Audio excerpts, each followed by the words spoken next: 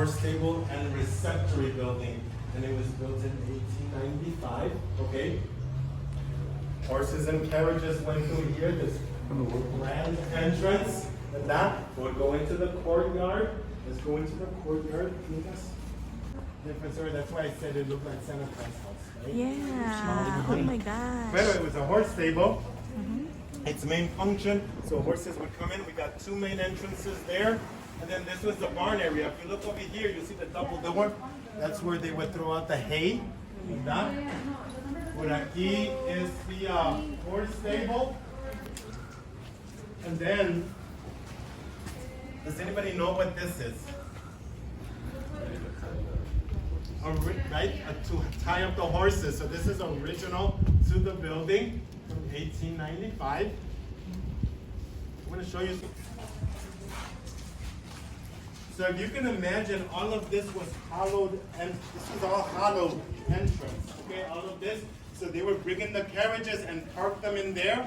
The horses would go over there, but all of this other space didn't exist. It was all hollowed. They would just park the carriages there with no door, no nothing. They would just park the carriage there. Okay. If you look up there, you see original iron ornamental work on the roof. You see the double horse heads over there? Those were all original to the architecture here. Okay? The fires, but there was one fire in the late 90s. And the city, soon after the city restored the facade of the building, adding new tiles. Some of them are glazed tiles, okay? And then the rest of it, so I'm going a little bit too fast, but for the park, it was also very importantly still the office of Jens Jensen, which we're gonna go visit. He was the landscape architect, okay? Pero, yeah, horses, cars were invented, landscape, and then it was just abandoned, or they would put garbage here for a long time.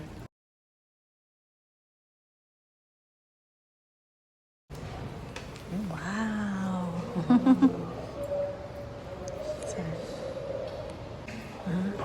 So this Humboldt Park is the oldest Puerto Rican neighborhood in Chicago since maybe mid-50s. You don't take over, somebody else will. It's simple, so we'll talk a little bit more about that. But mira, this exhibit is called Archivos, Vivos by Adrián. And I just want to show you one thing here. This particular piece is called Mi Caridad, my charity. Okay? And as you can see, Archivos is about a trunk. It's a trunk where people used to move long distances. So, obviously Puerto Ricans had to move here long distance. But this is focusing on a little girl, the charity of a little girl. Women, they're raised differently. They're raised because they're supposed to be the ones who take care of the family. So that interrupts the normality of their childhood. You have their toys, but look at what kind of toys they have. Plancha. What is this? Washing board. Little thing, there's what is that? Cutting board. Domestic toys. Toys that's going to train them to take care of the family, the little house, la casita. This also forces you to go down to her level. So this little girl, she's being prepared. There's a broom, okay, to prepare to take on the weight of taking care of the family.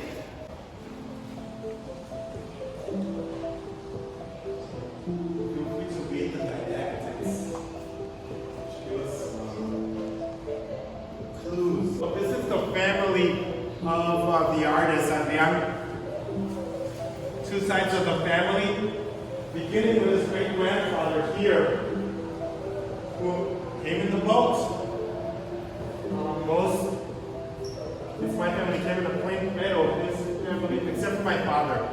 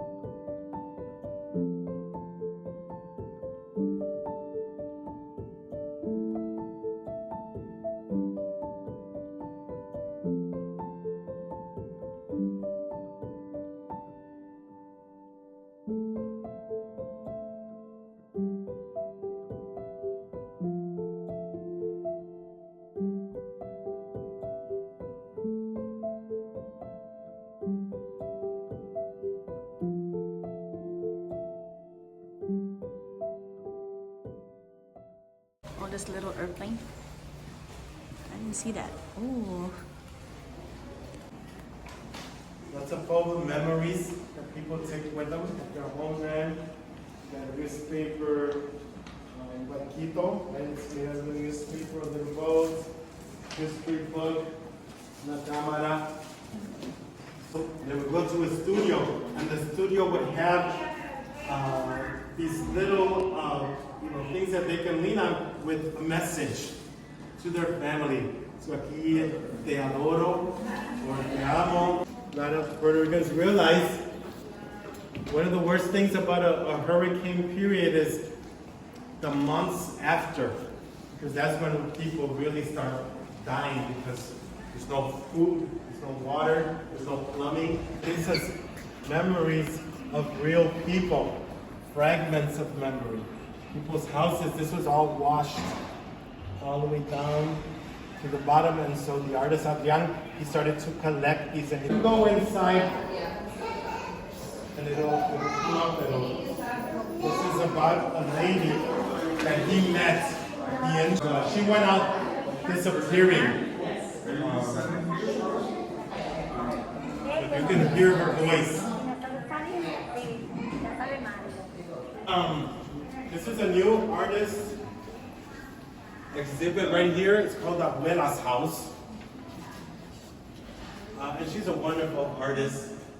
Everything that you see here, photos, is dedicated to the 4 generations of her family, women. Okay? About 4 generations of women. Of this exhibit a few months ago. It was in September. 3-dimensional almost. Yeah. Please don't touch.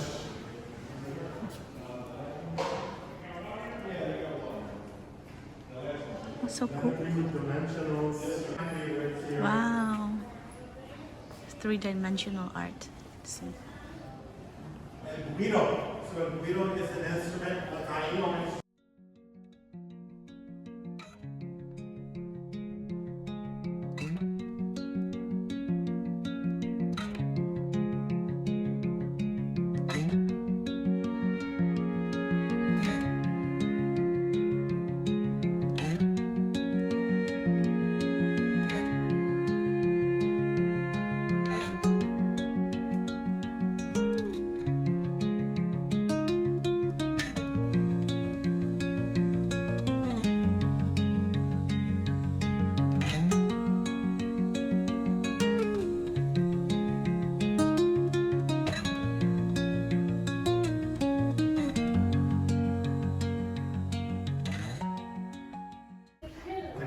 He was a landscape architect from Denmark. He came to, and in about 1901, 1908, he was the superintendent of the parks, the West Side Parks. Jens Jensen was, he designed and he created the prairie style of landscape architect. So you've heard of Frank Lloyd Wright? He was a prairie style architect. Well, he was a friend of Jens Jensen. Jens Jensen developed the west part of Humboldt Park. So if we look at Humboldt Park, this side here was a barren, and he came here. He actually lived across the street. This was his law office. And the unique thing about Jens Jensen is that he wasn't an architect that would just design and then hand it to somebody and then they would do everything. No, he got down and dirty. He was plowing, he was shoveling, he was planting. And he wanted to make sure, you know, when after the Chicago fire in 1971, there was uncontrolled development. Nobody was thinking about nature. Nobody was thinking about natural spaces. He was the one who said, hey, all human beings need a space to contemplate nature. Didn't matter if you were rich, old, young, or poor. Prairie River, okay? This street here, which is right there, that one is Sacramento or Humboldt Park Boulevard, and if you go down, you'll reach.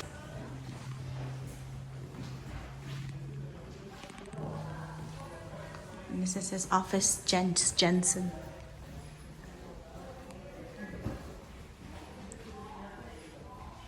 The indigenous people of the Caribbean, and their origins, by the way, is the Amazon basin.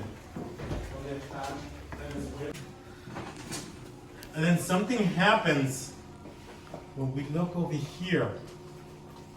There's a date there. What is that date? 1492. What happens in 1492? Columbus sailed. Exactly. And so, after Yeah, too That's bad. what disturbed the Taínos. But symbol of, it's called the niño, the child. Okay? So you see these birds in the Taíno style, they're kind of like storks, right? And they're returning that heritage to us.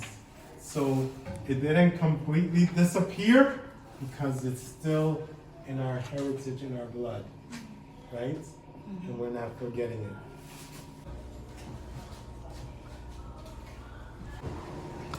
Oh.